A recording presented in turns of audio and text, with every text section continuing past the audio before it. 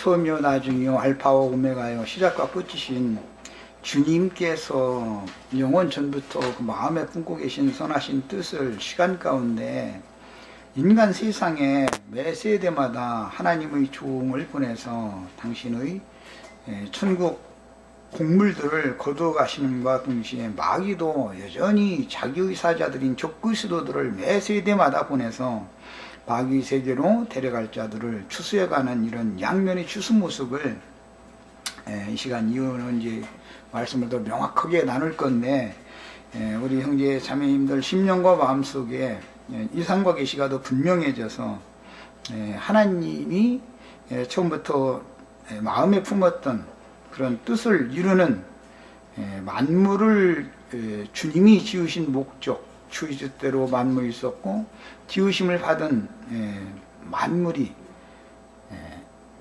이 시대에 또 혹시 만물이 마지막이 되고 새 하늘과 새 땅의 새 세계가 펼쳐지는 어떤 한 경점일 수도 있으므로 이런 말씀을 우리가 잘 마음에 숙지하고 깨달아서 기본적으로는 나 자신의 옛사람이 종말을 구하고 위로부터 하나님께서 새 생명을 주신 새 사람이 새 세계를 완전하게 상속받을 수 있도록 육체의 그 혈기와 각색 정욕들을 완전하게 제거하시고 완전히 모든 것이 다 신령세계에 들어가서 영생할 수 있는 영과 혼과 몸이 주 앞에 영광스럽게 나타날 수 있는 것을 고대하게 하시옵소서.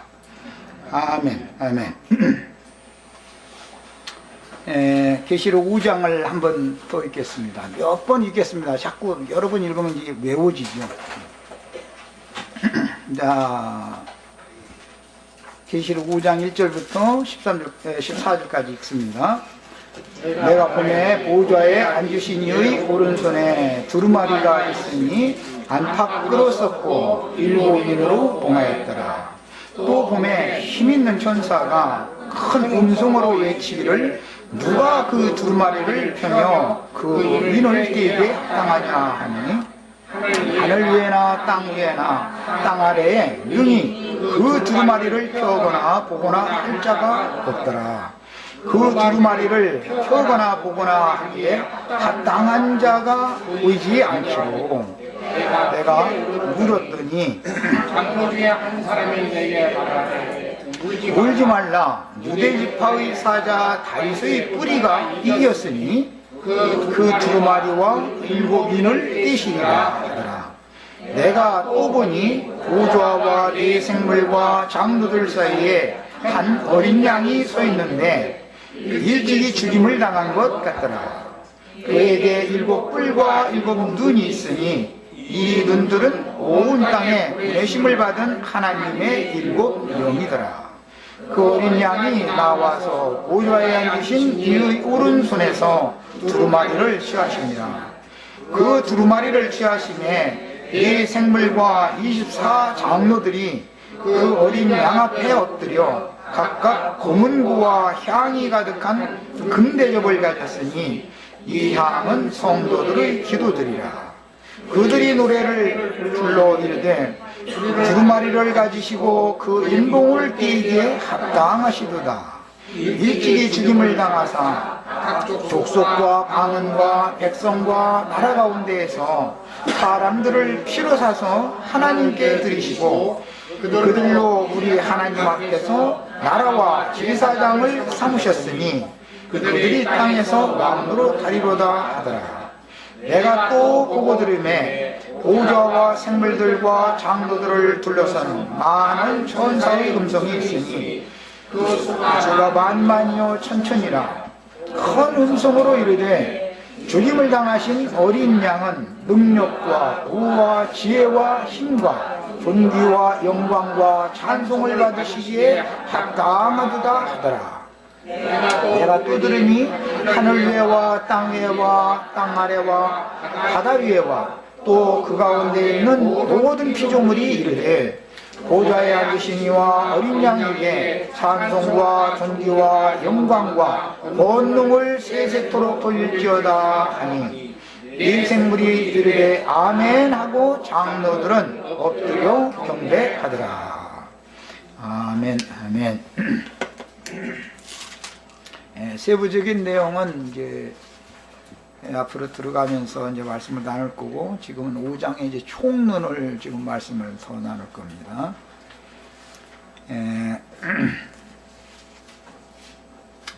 첫 시간에 말씀을 드렸었던 것처럼 하나님은 매 세대마다 당신의 종들을 부지런히 보내서 그 세대 사람들에게 필요한 증거를 하게 하시고, 그 세대 가운데에서 복음을 듣고 구원 얻은 하나님의 사람들, 그리스도인들을 비밀리에 별도로 모아서 양육하게 하시고, 올익은 곡식으로 그 세대 가운데에서 최종적으로 하늘 곡간 거룩한 성 새 예루살렘에 추수를 해 가십니다. 이것은 이제 비밀스러운 일이죠. 그런데 자칭 유대인의 회를 인도하는 종교 제도를 따라서 말씀을 가르치는 사람들에게는 주님의 오심이라는 게 도적같이 오시는 이 오심은 감춰져 있기 때문에, 주님이 오신다 그러면 전부 물질 세계에 관한 어떤 거, 뭐 주님이 허공에서 어떻게 오시고, 뭐 새하늘과 새 땅이 되면 창공 하늘이 뭐 비 온 다음에 맑게 개는 것처럼 어떻게 막 이게 파란 하늘이 되고, 뭐 땅은 또 이렇게 뭐 깨끗하게 씻겨 나가고 그러는 건, 새하늘과 새 땅 하면은 그게 무슨 소리인지 그런 물질적인 개념의 관념을 자꾸 버리지 않기 때문에, 실제로 새하늘과 새 땅이라는 것은 심령으로 새롭게 되는 것이고 마음이 새롭게 되는 것이 새하늘과 새 땅의 실제적인 성경의 표현임에도 불구하고 이런 얘기를 하면 이해가 안 되는 것이죠. 그런 사람들한테, 시작을 모르는 사람들한테 종말을 자꾸 얘기를 해봤자 다 소용없는 소리인 거예요. 기독교가 지금 2000여 년 동안 계속해서 종말론이라는 걸 가지고 사람들을 미혹했지만, 그 사람들이 사실 자기도 모르는 소리를 사람들에게 엉뚱한 소리로 세뇌를 시켰고, 여전히 살아계신 주님을 만나서 그 구원자가 자신 속에 임하셔서 자신의 인생을 살면서 자기 자신의 혈과 육에 속한, 옛창조에 속한 모든 것들을 다 심판해버리고 하나님의 새 세계에 들어가서 영생할 수 있는 새 심령과 새 마음으로 재창조되어져서 새로운 피조물이 되어지고 만들어지는 것이 무엇인지를 모른다. 이걸 아무리 얘기를 해도 이해가 안 되는 거예요, 이런 사람들에게는. 그럼 이건 전도가 안 되는 거죠. 새 하늘과 새 땅이 된다는 말은 심령이 새로운, 새 영과 새 마음이 된다는 뜻으로서, 신약의 표현대로 하면 심령이 새롭게 되어 이렇게 표현하고, 너희가 마음을 새롭게 해라 이렇게 표현을 하는 것이지, 허공 하늘이 새 것이 되고 지구가 새 땅이 되고 이런 개념을 가지고 자꾸 얘기를 해가지고는 이건 전도가, 이건 사람의 구원의 말이 아니다라는 것이죠. 예를 들어서 창공 하늘이 뭐 이게 맑은 하늘이 되고, 땅이 무슨 티끌이나 뭐 이런 것들은 싹 씻기나 그래가지고 소나기가 많이 와서 땅바닥이 다 깨끗게 됐을지라도, 그것이 하나님이 말씀하신 새 하늘과 새 땅이 되는 것은 절대 아닌 것이에요. 물질 세계라는 건 새 것이라는 거 있을 수가 없는 거야. 해 아래에 있는 것은 새 것은 없는 거예요. 성경 이야기예요, 이것이.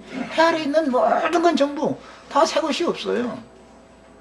영적이래야만 새 영이 될 수 있고 새 마음이 될 수 있는 거예요. 새 하늘과 새 땅이 될 수 있는 거예요. 이걸 반드시 꼭 이해를 하고 계셔야 되겠어요.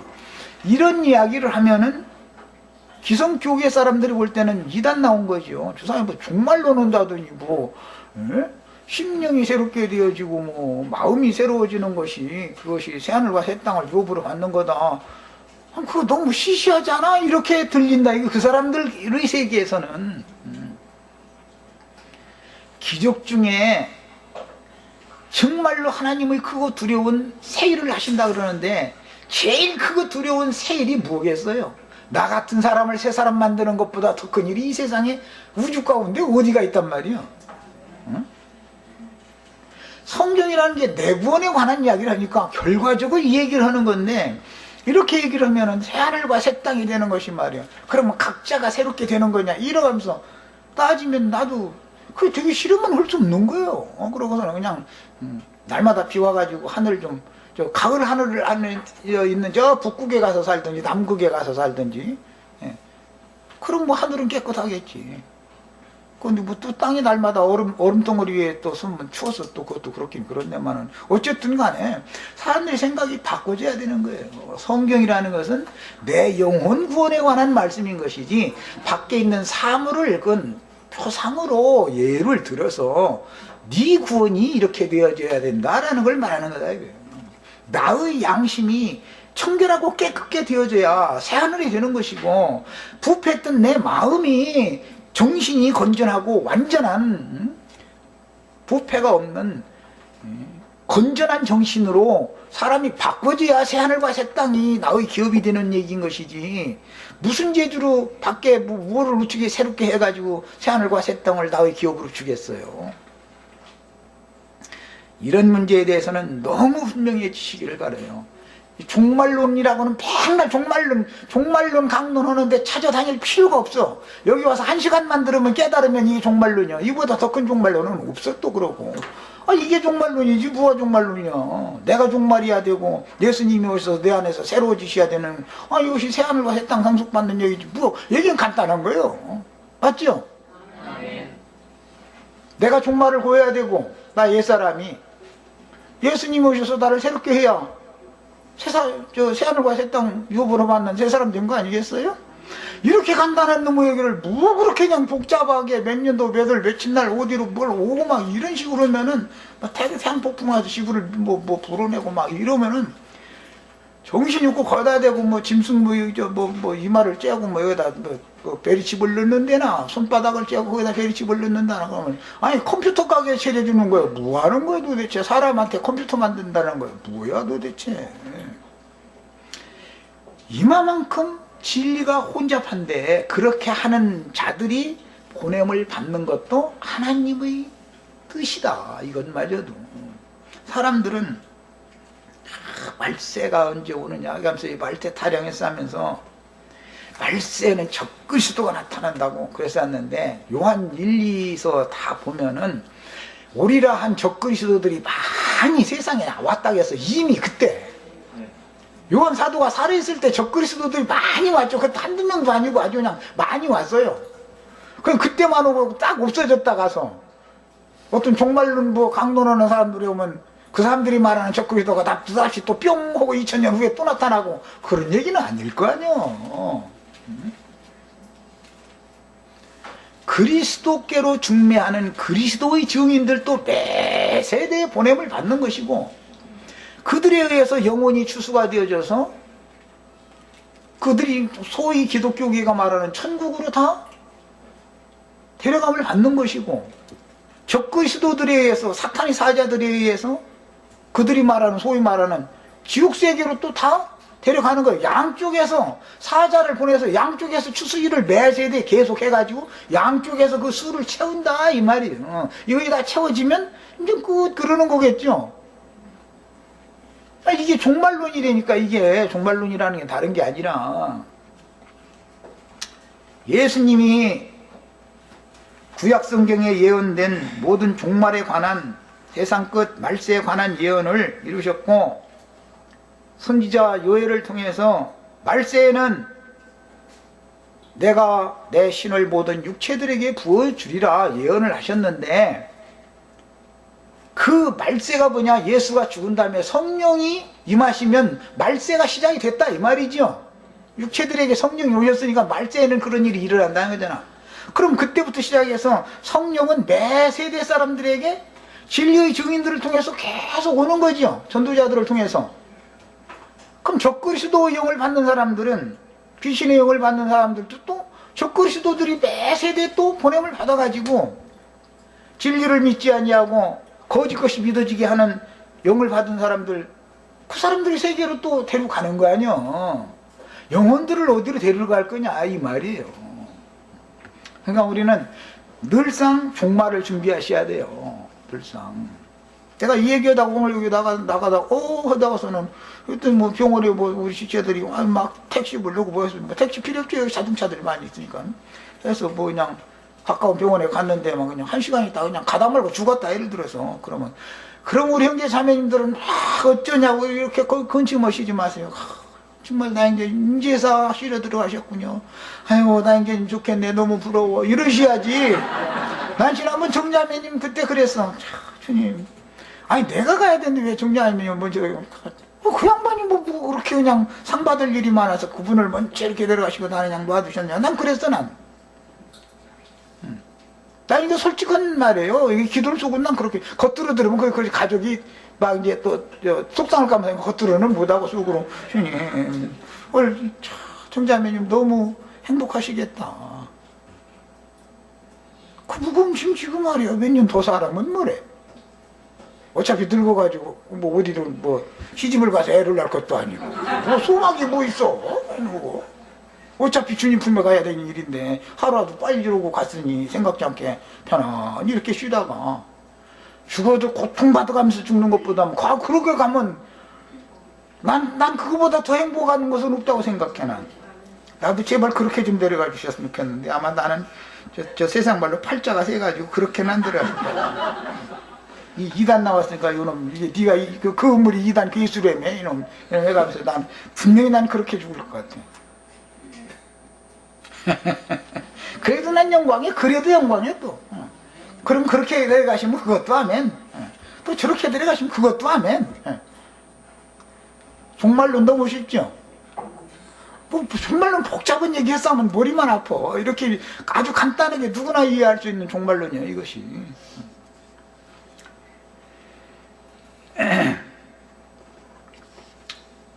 이제 5장 이야기는 어린 양의 7눈, 뭐 7뿔 이제 이런 얘기가 나왔고 온 땅에 보내심을 받은 하나님의 7 영들이다 그랬는데 이게 이제 스가랴서 3장이나 4장 이런 데서 인용하는 말인데 잠깐 거기 가서 한번 몇 절만 찾아서 읽어보겠습니다. 지금은 총론을 하는 거예요. 1절부터 차근차근 설명해 들어가는 건 아니고 스가랴서 우선 3장의 그 말씀이 한 돌이 있는데 그 돌에 7눈이 있더라. 거기서부터 나온 말이죠.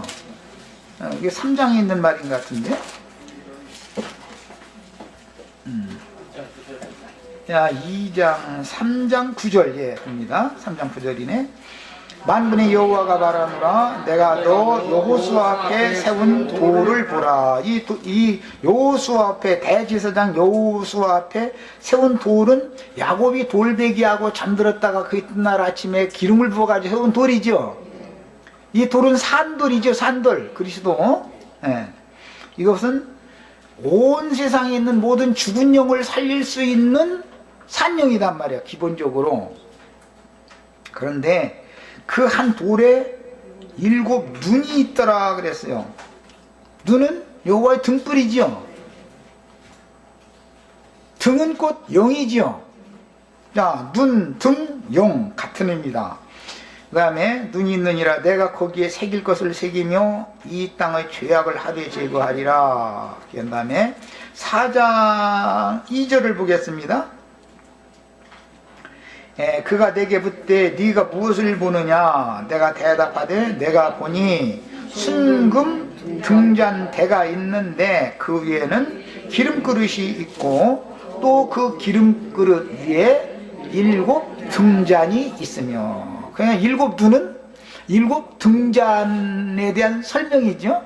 이 7 등잔은 여호와의 7 눈일 뿐 아니라 영이죠. 예수님의 눈이고 예수님의 영이단 말이야. 이 예수님의 눈을 받은 온 땅에 보냄받은 7 영들이 계시록 5장 이후에 어린 양께서 떼어주신 그 두루마리를 가지고 나가서 다시 예언을 하다가 순교를 하면 순교자의 수가 채워지면 하나님의 경륜적인 종말이 완성된다 이 말이죠. 자, 그 다음에 4장 저기 10절 보겠습니다. 작은 일이 다리라고 멸시하는 자가 누구냐. 사람들이 스룹바벨의 손에 다림줄이 있음을 보고, 다림줄이라는 건 오전 시간에 말씀드렸지만 이게 청량 잣줄을 말하는 거예요. 반드시 성전을 건축할 때 이런 때는 이 잣대를 가지고 그 청량을 하죠. 지대라든지 뭐 길이 높이 이런 모든 걸 다 재야 되는 거예요. 이것은 우리 형제 자매님들이 그리스도 형상과 모양으로 얼마만큼 온전한 규격에 맞춰져서 완전하게 세워졌느냐라는 걸 청량 잰다 이 말이에요. 이거 이제 계시록 마지막에서는 천사의 청량, 사람의 청량, 천사의 청량, 금갈대로 청량한다 이렇게 돼 있어요. 이 사람의 됨됨이를 재본다 그 말이죠. 뭐 쉽게 표현하자면 세상에서도 며느리 들 때 이렇게 여러모로 이렇게 살펴보는 건 뭐예요? 걔가 얼굴 이쁜가 그거 보느라고 그러는 게 아니죠. 사람 됨됨이가 어떤가를 자꾸 조사를 하는 거죠. 똑같은 거예요. 그 다음에 이 일곱은 온 세상에 두루 다니는 여호와의 눈이라 그랬어요. 자, 이제 계시로 다시 돌아갑니다. 말씀의 신 여호와의 보좌 주위에서 천천만만의 천사들을 귀히 그들의 그 도움을 받아가지고 여호와 하나님의 영광을 수호하며 세상에 있는 사람 중 누군가에게 하나님의 마음에 품고 계신 기쁘시고 선하신 뜻에 따른 우주 경영을 알리기 위해서 하나님이 부리시는 사역자로 지금까지 쓰임받던 사도들이라고 하면 그 육신의 몸을 말하는 게 아니라, 물론 육신의 몸도 쓰임을 받았죠. 그렇지만 그걸 말하는 게 사도들에게 임한 영이다 이거예요. 영. 그 다음에 사도들에게 부여한 능력이다 이거예요. 어린 양의 여기 보면 7 뿔리기가 나오죠. 7 영들은 그 능력을 부여받아야 나가서 그 일을 할 수 있죠. 그래서 뿔리기가 나오는 거예요. 뿔이라는 건 능력, 권위, 권세 이런 걸 말하는 거예요. 지금 이명박 대통령 뿔 뽑아줘 가지고서 뿔이 이렇게 거꾸로 쳐박히는 소리 날마다 들리죠. 저 이명박 씨 들으면 또 기분 나쁠 감성네. 기한 될 때까지는 무사히 잘 하셔야 할 텐데, 나라가 시끄럽지 않으려면 기한이 끝날 때까지는 그냥 조용히 이렇게 잘 넘어가야 국민들이 편치. 그런데 이렇게 문제가 자꾸 일어나가지고 중간에 막 감옥에다 넣었고 뭐하고 이렇게 되면 나라가 막 시끄럽죠. 우리는 되도록이면 그런 걸 바라면 안 돼요. 그냥 무사히 그냥 어차피 세상 나라니까 그냥 넘어가기를 바라야지. 이것은 그에게 부여했던 능력과 권위가 뿔로 상징이 되는 거다 성경에서는. 그런데 어린 양의 뿔이라고 하는 것은 나 같은 죄인을 위하여, 나 같은 죄인을 피로 사서 하나님께 드리는 그것이 구원의 뿔이라고 그러죠. 보냄받은 증인들도 그런 능력과 권위를 부여받아 가지고 온 땅에 보냄을 받아야 된다 이 말이에요. 7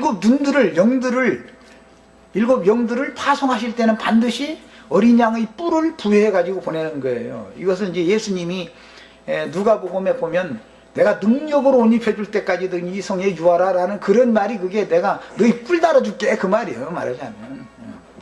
자, 그러면 뿔 달아주면은 어떻게 하느냐? 세상 대인들이 뭐 사람들 불러다 모아가지고서 영광받고 그렇게 하는 것이 아니라 주님 자신과 복음을 위하여 기꺼이 생명을 내놓을 수 있는 능력과 권위를 부여받는다 그 말이겠죠. 예수님이 이 세상의 아버지께 능력과 권위를 부여받아 가지고 오셔서 한 일이 뭐예요? 아버지의 말씀을 바르게 선포하기 위하여 생명을 내놓고 오직 하나님의 일만을 위하여 노심초사 그 일만을 하다가 기꺼이 오죽하면은 십자가에 매달려서 그 고통스러운데 신포도주 이렇게 좀 마시고 너무 고통을 받지 않게 하려고 그러는 거예요. 술이 취하면 사람이 그냥 신경이 마비되면은 고통을 덜 받으니까. 그래서 반드시 로마 사람들은 십자가형을 집행할 때는 포도주, 신포도주라고 하는 독주를 가지고 다니는 거예요. 그래가지고 다음에 막 빨리 죽어야 되는데 군병들도 그 죽기 기다리고 이렇게 지켜야 되잖아. 오랫도록 안 죽고 그러면 얼마나 그게, 군병들도 그게 서로 못 볼 꼴을 계속 보고 있으면 그러니까 좀 고통을 덜 받아가면서 죽게 하려고 그걸 주는 거예요. 그런데 예수님은 그걸 거절해 버리더라는 거잖아요. 왜? 하나님이 나에게 이 잔을 마시라고 주신 거니까 이것을 내가 거부하면 안 된다 그러니까 안 드셨던 거예요. 이런 것과 같이 이것은 뿔을 부여받았기 때문에 그 생명 능력을 부여받았기 때문에 그게 가능한 것이지, 사람이 정말로 어떤 막다른 상황이 되면 사람의 이 생각이라는 것은 일로 뒤집어졌다 저쪽으로 뒤집어졌다 이게 막 움직이는 거예요, 정신없이. 그러면서 이렇게 어떻게 빠져나갈 방법은 없을까, 거짓부렁이라 해서 이게 빠져나갈 건 없을까, 이게 그냥 휙 돌아가는 거거든. 그런데도 나는 주님의 증인으로 왔고, 주님께서 이것을 나로 하여금 마감을, 즉 나의 종말을 이걸로 너는 이게 종말이다라고 결정을 하셨구나 싶으면 순종하는 것을 배워야 된다. 이것은 죽음을 초월한 능력이 부여된 사람이 아니면 안 된다는 거예요. 그러니까 지금 계시록 5장 이후에 나가는 말씀에서 뿔을 받았다, 어떤 영이 온 땅에 보냄을 받았다, 이것은 오직 그야말로 종말론을 전파하기 위하여 죽음도 불사하고 능가할 수, 초월, 벗어나버릴 수 있는 그런 생명력을 부여받았다, 그 말이단 말이에요. 그런 사람이 보냄을 받아야 되는 거예요. 또 그렇지 않으면은 상황이 와서 뭐 오면은, 오늘 저 마태복음 우리가 읽었을 때 보면 이 사람 이 말 저 사람 저 말하고 그렇게 쳐서 말하는데도 나 같으면 막 변명을 할 막 그게 아니라고 이거 해석하고 막 설명해가면서 당신들이 나를 오해했다고, 나 지금 풀어놔주면 내가 당신들이 오해하고 있는 것처럼 그런 이단 아닌 거 내가 보여주겠노라고 해가면서 막 나 같으면 이래. 나 같으면 그 미친놈들 앞에 난 당장 그렇게 거짓부렁 해버려. 그런데 예수님은 말할 필요도 없는 거예요. 입을 딱 다물어 버리더라는 거예요. 뭐예요? 이사야 53장 7절에서 인용하는 말이에요, 그게. 그러니까는 빌라도가 보고 놀래더라는 거잖아요. 얼마나 변명을 할 수 있는 기회가 있는데도 불구하고 딱 다물어 버리고, 뭐 털 깎는 자 앞에 잠잠한 어린 양과 같이 순종을 마지막까지 하는 거예요. 우리가 이런 뿔을 다 받으시기를 바라요. 나는 이렇게 가르쳐 놓고서 내가 실제 상황에 와서 막 흔들리거든. 형제님 말이 우리 가르칠 때 그 계시록 5장 때 형제님이 이 얘기했잖아. 지금 뭐 하는 거예요 지금 도대체? 왔다 갔다 하는 거예요? 막 이렇게 해가지고 정신 차리게 해주시길 바래. 내 옆에 있다가 예수님 못 박힐 때는 여자들이 멀리서 봤다고 그랬는데 멀리서 보시지 말고 그냥 가까이 오셔서 말이야 얘기하시라고. 가까이 오셔서 정신 차리라고 말해. 지금 저 쓸데없는 변명이나 해서 그렇게 떼냐고. 지금 입 딱 다물고 잭소리도 말고서 그냥 아야소리도 말고 감사해 가시라고. 형제님 우리한테는 그냥 가르쳐놓고 말이야. 형제님 그게 뭐냐고 말이야. 꼭 이렇게 해주시길 바래요. 혹시라도 내가 흔들릴까 하면서니까 그래. 흔들리면은 안 되잖아. 영광스럽게 가야지 사람이 말이야. 왕이나 대장수는 죽어도 치사하게 죽는 게 아니야. 상황이 어떨지라도 왕은 왕답게 죽어야 되는 거예요. 우리 형제 자매님들은 왕비가 죽는데 그냥 날 좀 살려주세요 막 머리 숙이고 막 이렇게 하면서 그런다고 안 죽일 거요? 어차피 죽는 놈은 그렇게 꼴사납게 죽어서는 안 되죠. 당당하게 죽어야죠. 그래야 꼼짝 못하는 거예요. 나 죽여놓은 놈들이. 이 말을 꼭 기억해 두셨다가 내가 그 일 당할 때 우리 자매님들 예수님 때는 멀리서 이거 봤다고 그러는데 그러시지 말고 바짝 오셔가지고 형제님 왜 저렇게 몸부림치고 소리 질렀어? 그만 좀 해. 듣기 싫어. 그냥 잭소리도 말고 그냥 감사합니다 해가면서 가시지 왜 그냥 본의 안 되게 이러느냐고 딱 이러시라고. 갑자기 다 무작정 생기네. 나 미리 부탁해놨어 아주. 이게 지금 보내셔야 되는 증인들이다 이게. 이런 사람들을 사도시대가 끝난 다음에 보냈어요. 나중에 보내는 사람이 갑절의 영광과 갑절의 능력을 받아가지고 오는 거예요. 앞에 있었던 사람들보다 더 큰 일을 해야 되기 때문에 그래요. 이 사람들 보고는 마태복음 20장의 비유에서는 마지막에 포도원에 들어가서 일하는 사람 한 시간만 딱 하면 끝이야 그냥. 누구는 촤 이러는데 그거는 촤 이러려면 서서 일을 시켜야 되잖아. 한 시간만 딱 하고 많은 사람은 그냥 불나게 해버리고 땡 치면 딱 끝이야 그냥. 난 이렇게 되는 걸 나는 그냥 아주 기도 제목이야 난 아주. 형제님 저 말뿐인 거 아니냐고요. 말뿐인지 한번 보시라고. 만약에 흔들리걸라 내 앞에 와서 얘기하시니까. 사람이 말이에요. 가르칠 때 자기를 먼저 가르쳐야지 말이에요. 우리한테는 그렇게 가르쳐놓고 본인은 그게 뭐냐고. 죽어도 깨끗하게 했지 말이에요. 이렇게 한마디 하시라고. 그러면 그때 내가 정신 번쩍 들어가지고서는 나는 기왕이면은 장군다운 죽음으로, 왕 같은 죽음으로 난 그렇게 죽고 싶어. 기왕이면 치사하게 말이에요. 그렇게는 난 하고 싶지 않아. 그래서 주님께서 사도들에게 그런 능력의 영, 엘리야의 영과 능력이 요한에게 전가됐던 것처럼 예수님의 영과 능력이 사도들에게 전가됐었는데, 사도들이 시대가 끝나고 후사도들이라고 하는 지금 온 땅에 보내심을 받을 하나님의 7영들이 지금 또 보냄을 받아야 되는데, 종말론으로 그야말로 세상 교회의 말대로 하자면 보냄을 받아야 되는데, 이 사람들은 갑절의 영감과 갑절의 능력으로 덧입혀지지 않고는 이 일을 감당하지 못하는 거다라는 걸 기억을 꼭 하시기를 바라요. 자, 그 다음에 보좌에 앉으신 말씀의 신성한 인격이신, 보좌에 앉으신 이가 뭐 오른손에 책을 가졌다, 두루마리를 가졌다 그랬는데, 무슨 그리스도를 말하는 거예요. 보좌라고 할 때 여기서 보좌라는 것은 지난 시간에 말씀드렸죠. 하나님의 보좌는 예수님의 영이죠. 예수라는 사람, 예수의 혼이 아버지께로 간다라고 하는 것은 하나님이 예수님의 보좌죠. 하나님 보좌 따로 있고 예수님 보좌 따로 있는 게 아니죠. 그것을 꼭 깨달으셔야 돼요.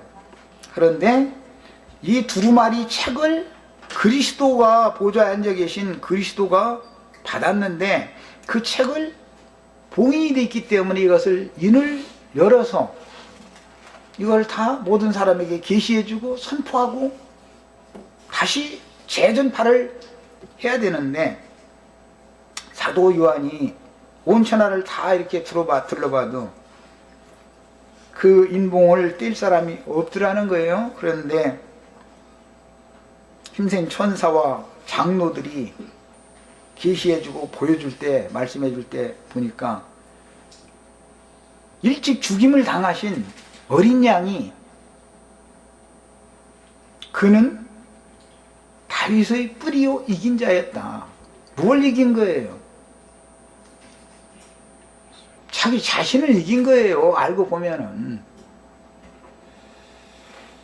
마귀를 이겼다 그러지만 마귀가 어디 있는데, 내 혈기와 내 육체의 각색 정욕들이 그게 마귀잖아, 마귀. 이걸 다 이긴 거예요. 이것을 완전하게 이긴다는 건 죽음을 초월한다 이 말이야. 뭘 위해서? 하늘 아버지만 위해서. 그분이 말씀만을 위해서. 예수님이 그렇게 했어요. 그래가지고 만물의 조물주 그분의 하나님의 말씀을 모두 다 이루셨는데, 그랬기 때문에 그분이 이 책을 뗄 자격이 있더라는 거예요. 그러니까 그분이나 이런 종말이라는 것은 기독교인들 지금 우리가 가르침 받는 이런 얘기하면 무슨 놈의 종말론이 그러냐고 말이요. 몇 년도 몇 월 며칠 날 종말이 와야 되냐 이렇게 생각하지. 나의 죄성 첫 장막, 하나님이 원하시지 않는 이 혈육의 장막이 무너지는 날이 종말인 거예요. 이게 무너지는 날이. 왜 이건 반드시 무너져야 되느냐? 혈과 육이라는 것은 어떤 경우에도 하나님의 나라를 유업으로 받을 수 없어요. 세상 없는 경우에도 그건 없는 거예요. 그런데 오늘날 기독교인들은 오늘 마침 마태복음 읽은 것처럼, 유대교 지도자들이 믿는 것처럼 뭘 믿어요? 육신이 죽지 않고 십자가에 올려놔도 십자가에서 도로 내려오는 그것이 구원이라고 믿는 거죠. 육체가 안 죽고 사는 것을 믿는 거예요. 그걸 바라는 거예요. 그러니까 이게 얼마나 마귀가 온 천하를 무엇으로 속였는지를 알 수 있잖아요. 혈과 육, 첫 장막이라는 건 반드시 벗어버려야 돼요. 그 전에 위로부터 오는 신령한 처소로 덧입혀져 가지고 벌거벗은 채로 내 영혼이 하나님 앞에 드러날 것이 아니라 입혀진 상태로 가려져 가지고 그날을 맞이해야 된다라는 것을 지금 말한 것이 종말론이에요. 그래서 로고스 말씀이신 아버지께서 맡겼던 계시들은 생전에 다 열어서 증거하실 수가 없었던 것은 첫 시간에 말씀드린 것처럼 제자들이 듣는 귀가 그 수준에 미치지 못하였었기 때문에 육신으로 오셨을 때 하신 말씀이 따로 있고 성령으로 다시 오셔서 서신서들을 증거하게 하실 때 또 계시해 주신 그 말씀이 따로 있고 그 다음에 두 번째 서신인 아시아의 7 교회들에게 7 교회의 사자들을 보내서 별들을 또 보내서 하신 그 말씀이 따로 있고 이 말씀이 끝나고 나면 요한까지도 죽게 되니까 첫 열매의 한 단이 이제 마무리 쳐서 하나님께 마지막 드릴 때가 왔다. 그래서 때가 가깝다 그 말은 첫 열매의 한 단을 먼저 추수의 단을 하나님께 드릴 때가 가까운데 네가 그 수를 마지막으로 채울 자다 그 말인 거예요. 그 일이 끝나고 나면 요한이 이제 주님 품에 갔으니까 온 천하 땅끝까지 만민에게 천국 복음이 전파된 곳마다 추수가 본격적으로 돼야 되겠죠. 매 세대마다 이 일이 반복됐다 이거예요. 누구한테 추수된 거예요? 온 땅에 보내심을 받은 하나님의 7 영들이 본격 추수를 하는 것이다 이 말이에요. 본격 추수는 그들이 하는 거예요. 교만하다고 할까 하면서인데 나도 지금 우리 형제 자매님들 영혼 올익은 곡식으로 하늘 곳간인 거룩한 성 새 예루살렘에 추수되어져 들어가게 하기 위해서 나도 추수 일을 하고 있는 중이에요. 지금 다른 사람들에게는 아닐지라도 우리 형제 자매님들에게는 그렇단 말이에요. 그 다음에 진리의 영으로 재림하여 사도들에게 다시 계시할 때는 더 많은 말씀들을 열어주셨고 사도들은 서신서들에서 예수님이 생전에 들려주셨던 말씀들보다 더 밝은 계시들을 보고 증거할 수가 있었습니다. 그 다음에 유다서라고 하는 다리를 거쳐서 계시록으로 넘어가면 아시아에 있는 7 교회들에게 성령이 말씀을 하실 때 7 교회의 사자들을 통해서 계시를 주어가지고 그들을 통해서 말씀을 하시는 거예요. 그들이 하는 말은 뭐겠어요? 7 교회들 중에서 이기는 자로 창작교회로 나와야 된다. 빼내심을 받아야 된다라는 걸 가르쳤다 이거예요. 끝내 거기에 남으면은 큰 음력교회에 남으면은 가라지 단에 묶이게 마련이다. 여러분 거기 있으면 안 된다. 나와라 이걸 자꾸 가르친 거예요. 5장 이후에 나오는 보냄을 받은 7 영들이 가르치는 건 뭐예요? 음력교회에서 나온 사람들을 비밀한 곳으로 데려가서 성령과 신부가 오라 하시는 그곳으로 데려가서 거기에서 비밀스럽게 뱀이나 칠피하여 양육을 해가지고 올 익은 곡식이 되어져 가지고 여러분들이 주님 품에 신부로 데려감을 당해야 된다. 신랑이 여러분의 영혼을 취하러 오시는 날이 여러분 각자의 종말이다. 이걸 가르치는 거예요. 약혼하신 우리 송자매님, 예수님의 약혼녀지요. 네. 이 말씀 부지런히 읽고 기도하고 말씀으로 온전케 빨리 온전케 되셔가지고 신랑이 너 그동안에 수고 많이 했다. 이제 나랑 같이 내 집으로 같이 들어가자. 그러면 아멘 감사합니다. 그러셔야지. 나 지금 저기 손녀딸이 지금 아직 손녀딸 아직 얘기하면 안 되나? 예, 아직 유치원생이에요. 뭐예요? 뭐 그런 거 걱정하지 말고 너는 나를 따라와. 그럼 감사하셔야 돼. 이렇게 되는 거예요. 이걸 가르치는 것이 하늘의 장작교회인 거예요. 이 사람들은 땅의 사람들이 아니요 하늘에 앉혀진 사람들이요. 이게 완전히 초월된 사람들이잖아요. 성령과 신부가 오라고 하는 곳에서 뱀의 낯을 피하여 가르침을 받는 사람들은, 이 사람들은 세상을 사랑하시오 사랑하지 마시오 이런 얘기 날마다 하고 앉았으면 이건 너무 치사한 거지요. 내가 그래서 서두에 말이야, 우리는 기왕 죽어도 어차피 죽을 거면 치사하게 죽지 말자. 왕비답게 죽고 장군답게 죽어야 된다고. 그래야 되지 않겠어요? 사람이 어떠한 죽음으로 하나님께 영광이 되느냐가 더 중요한 것이지, 막 쌀쌀 길고 며칠 더 살고 해봐야 시달킴만 당하지. 그렇다고 살려줄 거예요 그게? 어차피 죽을 건데. 당당하는 게 얼마나 중요한 걸 아셔야 돼요. 능력을 부여하느라고 내가 지금 자꾸 얘기하는 거예요. 죽음을 두려워하지 말라 이거예요. 주님과 복음을 위해서라면, 그걸 죽음을 두려워하는 사람은 보내심을 받을 수도 없어요. 추수도 되지가 않는 거고, 땅바닥에 막 늘어붙어가지고 나해가지고 싸우니 막 이러고 있으면 어떻게 하겠어. 젖도 안 떨어졌는데 젖꼭지를 자르겠어. 젖꼭지 물고 있는 이빨을 뽑겠어. 이빨이 아니라 입념을 어떻게 해야 되겠죠. 그럼 이거 참 힘드는 얘기죠. 추수꾼이 만약 그런 사람들 만나면 참 힘들어요. 그러니까 예수님이 다시 오실 때 말씀하실 때, 아직 해산도 못한 아이 벤자들 많죠. 기독교계에 지금 목사들 다 아이만 빼놓고 거듭나게 누워댔잖아 지금. 아이 벤자들 또는 천만 빨리고 있는 자들 좀 화가 있다 그랬어.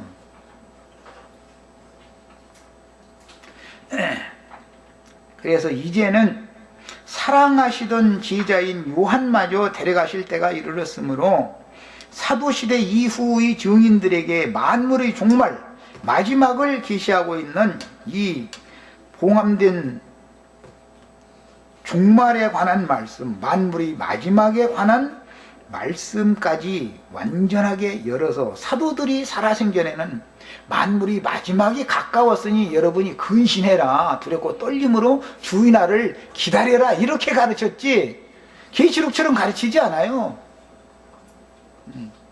여러분은 올익은 곡식으로 추수되기 위해서 지금 이후로는 주 안에서 죽는 자들만 복이 있는 거다 이렇게를 가르치지 않아요. 그냥 두렵고 떨림으로 주의 날을 기다려라 이런 식으로 가르치지, 사도들이 가르칠 때는. 그러나 이 일곱 영들, 보냄받은 일곱 영들은 그게 아니에요. 지금부터는 주 안에서 죽는 자들이 복이 있다 이렇게 가르쳐요. 내용이 다 달라졌죠. 그래서 기왕이면 우리 형제 자매님들 또 이렇게 하면은 또 오대양 사건 또 이렇게 까무섭네 또. 그렇게 하는 게 아니고, 주님께서 이건 순서대로 데려가실 거예요. 추수하시는 분은 실제는 주님이 하시는 거니까, 나는 다만 너무 땅과 세상과 육신에 너무 연연하지 말라라. 이렇게 해가지고 주님 어떻게 여러분을 데려가겠느냐. 난 이 얘기를 지금 하는 것이지, 나랑 같이 죽읍시다 그 얘기 아니에요. 혹시 또 예수님 내가 아버지께로 간다 그러니까는 뭐 도망가 빌립인가 갈 때, 아이고 우리도 주와 함께 죽으러 가자. 아니, 말을 잘못 알아들으면 오대양 사건 나지 않아 지금. 나 형제와 함께 우리 같이 죽으러 가자 이게 아니고, 주님이 내가 널 데려왔다, 신랑이 왔다 그럼 아멘 이제 오셨느냐 이러고 얼른 문 열고 이렇게 기꺼이 갈 수 있도록 준비해라, 난 이걸 말하는 것이에요. 주님이 어려운이 알아서 나 데려가실 때 나를 데려가실 것이고, 우리 지체들 각자 데려가실 때가 되면 어려운이 알아서 데려가겠어. 뭐야, 그거 내 손에 달린 거예요. 생명의 주인의 손에 달려있는 문제지. 그래서 이 만물의 종말 마지막을 계시하신 이 책의 말씀까지도 열어서 하나님의 경륜을 이루셔야 하므로, 계시록 부분의 말씀드린 천국 곡식 추수와 가라지 추수, 그리고 그들이 마지막으로 가게 될 영원한 초소가 이렇게 달라진다. 거룩한 성에 들어갈 자, 성 밖에 있을 자, 영영한 불못에 들어갈 자, 세 부류로 딱 나눠졌죠. 계시록에 보면 이렇게 돼 있죠. 거룩한 성에 들어갈 권세를 얻은 자, 성 밖에 있으리라 하는 자들, 영영한 꺼지지 않는 불에 들어가리라 하는 자들, 이렇게 세 부류가 돼 있죠.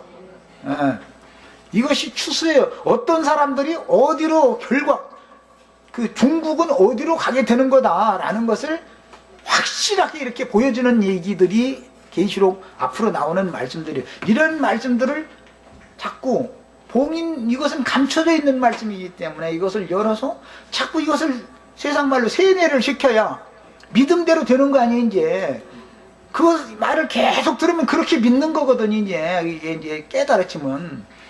그래서 이렇게 하는 사역을 할 사람들을 보내셔야 되기 때문에 5장 이후에 그 다음에 이 보내는 얘기, 일곱 영들 보내는 얘기가 나온 다음에 6장부터는 이제 인을 떼는 얘기로 이어지게 되죠. 계시록 순서가 이렇게 됐어요. 이게 이제 이 문제를 이해하시기 바래요. 자, 그래서 그러므로 계시록 6장부터는 5장에서 열어주신 작은 책의 내용들이 개봉되는 순서로 기록이 되며 이는 7인으로 되어 있죠. 전체는. 계속 6장이 가면 첫째 인을 떼니까 뭐 이제 이렇게 하면 인 떼는 얘기부터 나오잖아요. 봉화만 가도 떼는 거예요. 6장에 가서. 5장의 계시를 받고 보냄을 받은 사람들이 이걸 가르쳐 주는 것이 인을 떼는 거잖아요. 지금 그 얘기예요.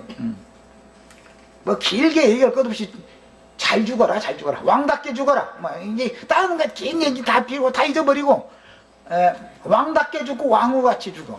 여기까지 하고 마치겠습니다. 우리 형제 자매님들 아주 그냥 다시 강조하는데 어차피 종말은 누구나 다 오게 마련인데 그날 왕 중의 왕이신 주님의 배필답게 왕후답게 죽어 당당하게 시사하게 말해 막 이렇게 드시지 마세요. 기도하고 마치겠습니다. 사랑하시는 주님,